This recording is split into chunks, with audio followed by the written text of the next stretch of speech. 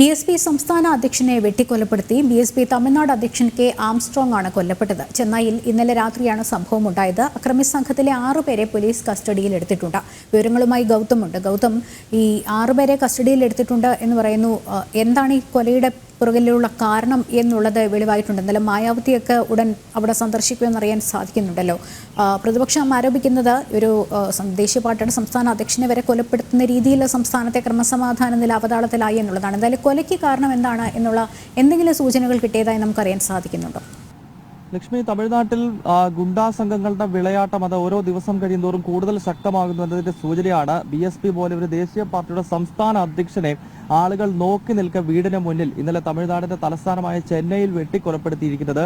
ഈ കൊലപാതകത്തിന്റെ കാരണമായി ഇപ്പോൾ തമിഴ്നാട് പോലീസ് വിശദീകരിക്കുന്നത് ഇതൊരു കുടിപ്പകയുമായി ബന്ധപ്പെട്ട്, അതായത് കഴിഞ്ഞ വർഷം ചെന്നൈ നഗരത്തിൽ സുരേഷ് എന്ന ഒരു ഗുണ്ടാ തലവനെ മറ്റൊരു കൊട്ടേഷൻ സംഘം വെട്ടിക്കൊലപ്പെടുത്തിയിരുന്നു. ആ കൊലപാതകത്തിന് പിന്നിൽ ഈ BSPയുടെ ദേശീയ അധ്യക്ഷന് സംസ്ഥാന അധ്യക്ഷന് പങ്കുണ്ട് എന്നത് സംബന്ധിച്ചുള്ള ചില പ്രചരണങ്ങൾ ഉണ്ടായിരുന്നു. അതല്ലെങ്കിൽ ഈ സുരേഷിന്റെ കൊട്ടേഷൻ സംഘങ്ങൾ അവർ കരുതുന്നത് ആ കൊലപാതകം, അവരുടെ ഗുണ്ടാ തലവനെ കൊലപ്പെടുത്തിയത് ഈ ആംസ്ട്രോങ് എന്ന BSP നേതാവാണ് എന്നവർ കരുതുന്നുണ്ട്. അതിന്റെ അടിസ്ഥാനത്തിൽ നടന്നിട്ടുള്ള ഒരു കുടിപ്പകയുമായി ബന്ധപ്പെട്ട കൊലപാതകമാണ്, അല്ലാതെ അതിനൊരു രാഷ്ട്രീയ ചിത്രമില്ല എന്നാണ് ഇപ്പോൾ തമിഴ്നാട് പോലീസ് നൽകുന്ന വിശദീകരണം. എന്തായാലും വലിയ ഞെട്ടലുണ്ടാക്കുന്ന ഒരു സംഭവമാണ് നടന്നിരിക്കുന്നത്. ഇന്നലെ രാത്രിയിൽ ചെന്നൈയിൽ ഇദ്ദേഹത്തിന്റെ വീടിന് മുന്നിൽ പാർട്ടി പ്രവർത്തകരുമായി സംസാരിച്ചുകൊണ്ടിരിക്കുകയാണ് ആംസ്ട്രോങ്ങിന് നേരെ വലിയ ആക്രമണം മാരക ആയുധങ്ങളുമായി എത്തിയ സംഘം നടത്തിയത്.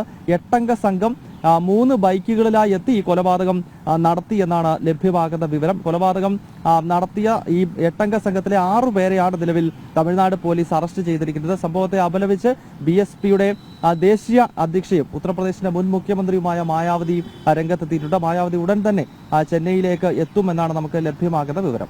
ശരി, ഗൗതമാണ് വിവരങ്ങൾ നൽകിയത്.